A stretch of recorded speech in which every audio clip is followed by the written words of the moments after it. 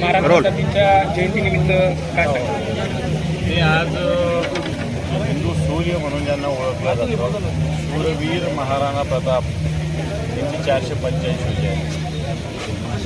खरं तर 400 लोकांना काल काय खाल्लंय लक्षात राहत नसतं, पण तो 485 वर्ष त्यांच्या जन्माला होऊनही त्यांचा पराक्रम, त्यांचा स्वाभिमान मला असं वाटतं आजही एक सळसळतं रक्त आपल्या मनगटामध्ये, आपल्या धमन्यामध्ये निर्माण करतं त्या महाराणा प्रतापांची जयंती 485. आणि संभाजीनगरात विशेषतः साजरी करताना खूप वर्षाच्या लढ्यानंतर इथं शूरवीर महाराणा प्रतापांचा पुतळा उभा राहिला आहे. त्याच्यात अनेक लोकांचा सहभाग आहे. मला वाटतं परंतु पुतळा उभा राहणं महत्त्वाचं होतं. हा पुतळा म्हणजे काय फक्त मूर्ती नाही आहे, याला अनेक लोकांनी विरोधसुद्धा केला, परंतु ही एक पराक्रमाची साक्ष देणारी प्रतिमा आहे. आणि मला वाटतं या संभाजीनगरच्या इतिहासात हे महत्त्वाचं कार्य झालेलं आहे.